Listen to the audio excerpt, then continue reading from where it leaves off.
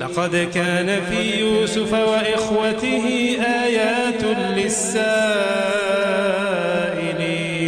إذ قالوا ليوسف وأخوه أحب إلى أبينا منا ونحن عصبة إن أبانا لفي ضلال مبين اقتلوا يوسف وطرحوه أرضا يخل لكم وجه أبيكم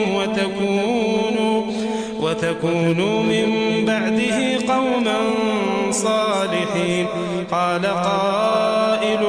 منهم لا تقتلوا يوسف وألقوه في غيابات الجب يلتقطه بعض السيارة إن كنتم فاعلين قالوا يا أبانا ما لك لا تامنا على يوسف وإنا له لناصحون أرسله معنا غدا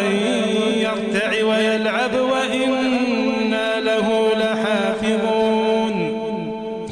قال إني ليحزنني أن تذهبوا به وأخاف أن يأكله الذئب وأنتم عنه غافلون قالوا لئن أكله الذئب ونحن عصبة إنا إذا لخاسرون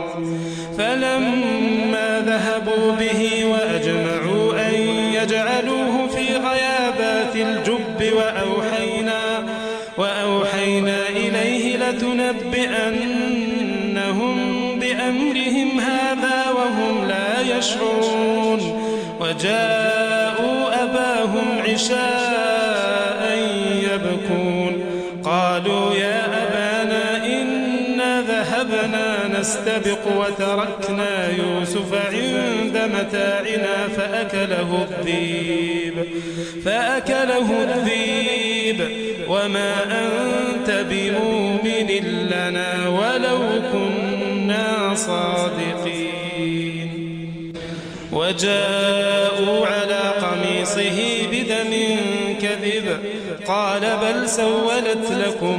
أنفسكم أمرا فصبر جميل والله المستعان على ما تصفون وجاءت سيارة فأرسلوا واردهم فأدلى دلوه قال يا بشرى هذا غلام وأسروه بضاعة والله عليم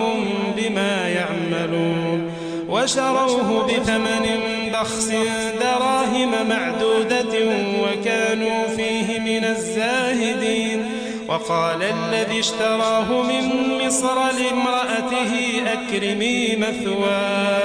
أكرمي مثواه عسى أن ينفعنا أو نتخذه ولدا وكذلك مكنا ليوسف في الأرض ولنعلمه من تاويل الأحاديث والله غالب على أمره ولكن أكثر الناس لا يعلمون ولما بلغ أشده آتيناه حكما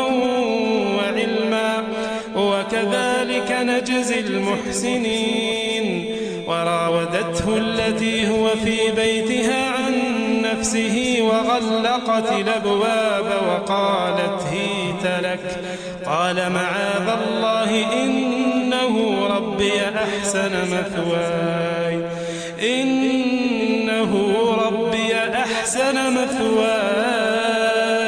إنه لا يفلح الظالمون ولقد همت به وهم بها لولا أن رأى برهان ربه كذلك لنصرف عنه السوء والفحشاء إنه من عبادنا المخلصين واستبق الباب وقدت قميصه من دبر وألف يا سيدها لدى الباب قالت ما جزاء من أراد بأهلك سوءا إلا أن يسجن أو عذاب أليم قال هي راودتني عن نفسي وشهد شاهد من أهلها إن كان قميصه قد من قبل فصدقت وهو من الكاذبين وإن كان قميصه قد من دبر فكذبت وهو من الصادقين فلما رأى قميصه قد من دبر قال إنه من كيدكن إن كيدكن عظيم يوسف أعرض عن هذا واستغفري لذنبك إنك كنت من الخاطئين وقال نسوة في المدينة امرأة العزيز تراود فتاها عن نفسه قد شغفها حبا إنا لنراها في ضلال مبين فلما سمعت بمكرهن أرسلت إليهن وأعتدت لهن متكأ وآتت كل واحدة منهن سكينا وقالت اخرج عليهن فلما رأينه أكبرنه وقطعن أيديهن وقلن حاش لله ما هذا بشرا إن هذا إلا ملك كريم قالت فذلكن الذي لمتنني فيه ولقد راودته عن نفسه فاستعصم ولئن لم يفعل ما آمره ليسجنن وليكون من الصاغرين قال رب السجن أحب إلي مما يدعونني إليه وإلا تصرف عني كيدهن أصب إليهن وأكن من الجاهلين فاستجاب له ربه فصرف عنه كيدهن إنه هو السميع العليم ثم بدا لهم من بعد ما رأوا الآيات ليسجننه حتى حين ودخل معه السجن فتيان قال أحدهما إني أراني أعصر خمرا وقال الآخر إني أراني أحمل فوق رأسي خبزا تأكل الطير منه نبئنا بتاويله إنا نراك من المحسنين قال لا ياتيكما طعام ترزقانه إلا نبأتكما بتاويله قبل أن ياتيكما ذلكما مما علمني ربي إني تركت ملة قوم لا يؤمنون بالله وهم بالآخرة هم كافرون واتبعت ملة آبائي إبراهيم وإسحاق ويعقوب ما كان لنا أن نشرك بالله من شيء ذلك من فضل الله علينا وعلى الناس ولكن أكثر الناس لا يشكرون يا صاحبي السجن أرباب متفرقون خير أم الله الواحد القهار ما تعبدون من دونه إلا أسماء سميتموها أنتم وآباؤكم ما أنزل الله بها من سلطان إن الحكم إلا لله أمر ألا تعبدوا إلا إياه ذلك الدين القيم ولكن أكثر الناس لا يعلمون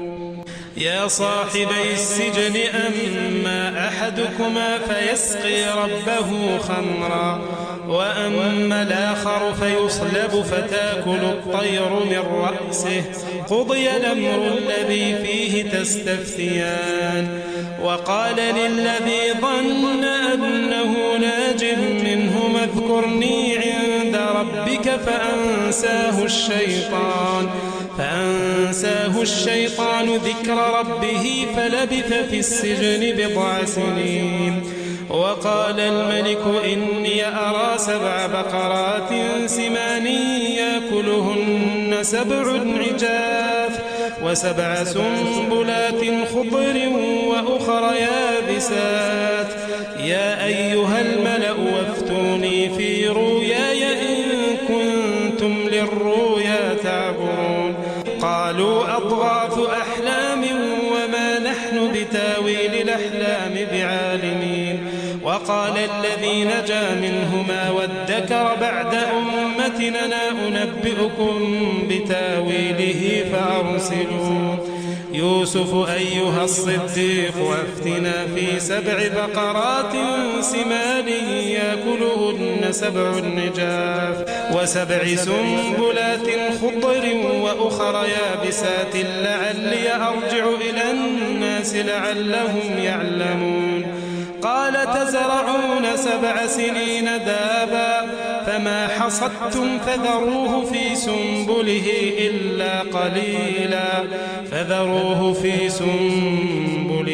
إلا قليلا مما تأكلون. ثم يأتي من بعد ذلك 7 شداد يأكلن ما قدمتم لهن إلا قليلا مما تحصنون. ثم يأتي من بعد ذلك عام فيه يغاث الناس وفيه يعصرون. وقال الملك ائتوني به فلما جاءه الرسول قال ارجع إلى ربك فاسأله ما بال النسوة اللاتي قطعن أيديهن إن ربي بكيدهن عليم. قال ما خطبكن إذا راوتن يوسف عن نفسه قلن حاش لله ما علمنا عليه من سوء. قالت امرأة العزيز لا نحصحص الحق أنا راودته عن نفسه وإنه لمن الصادقين. ذلك ليعلم أني لمخنه بالغيب وأن الله لا يهدي كيد الخائنين. وما أبرئ نفسي إن النفس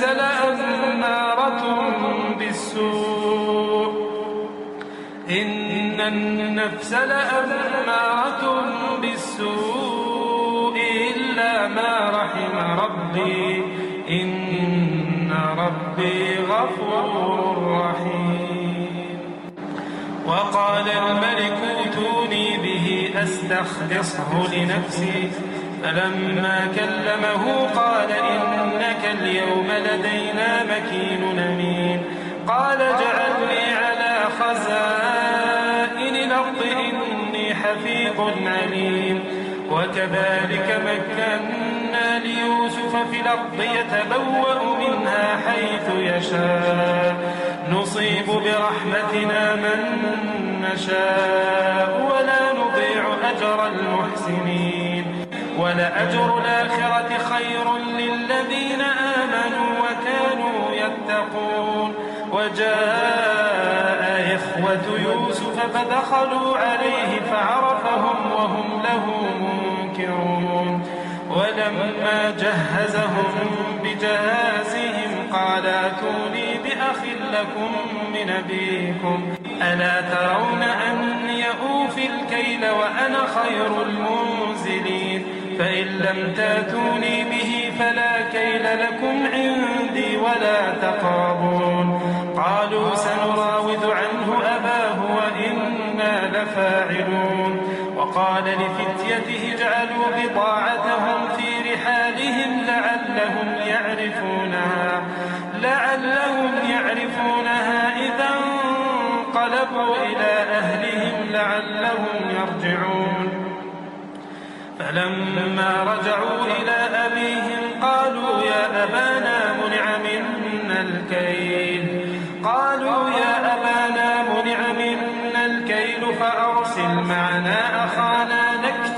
وإنا له لحافظون قال هل آمنكم عليه إلا كما أمنتكم على أخيه من قبل فالله خير حفظا وهو أرحم الراحمين ولما فتحوا متاعهم وجدوا بضاعتهم ردت إليهم قالوا يا أبانا ما نبغي هذه بضاعتنا ردت إلينا ونمير أهلنا ونحفظ أخانا ونزداد كيل بعير ذلك كيل يسير قال لنرسله معكم حتى تؤتون موثقا من الله قال لنرسله معكم حتى تؤتون موثقا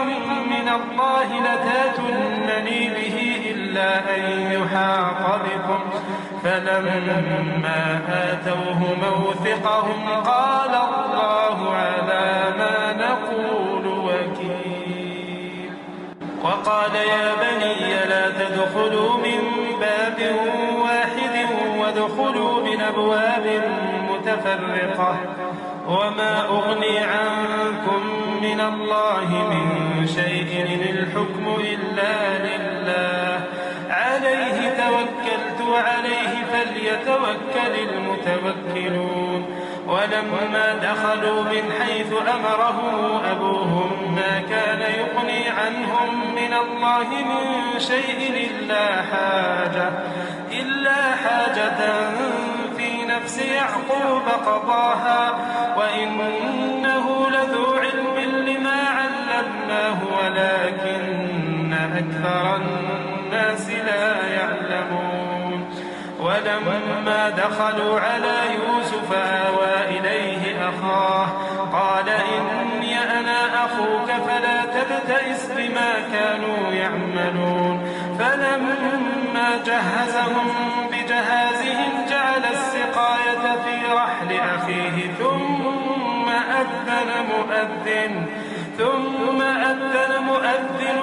أيتها العير إنكم لسارقون قالوا وأقبلوا عليهم ماذا تفقدون قالوا نفقد صواع الملك ولمن جاء به حمل بعير وأنا به زعيم قالوا تالله لقد علمتم ما جئنا لنفسد في الأرض وما كنا سارقين قالوا فما جزاؤه إن كنتم كاذبين قالوا جزاؤه من وجد في رحله فهو جزاؤه كذلك نجزي الظالمين فبدأ بأوعيتهم قبل وعاء أخيه ثم استخرجها من وعاء أخيه كذلك كدنا ليوسف ما كان ليأخذ أخاه في دين الملك إلا أن يشاء الله نرفع درجات من نشاء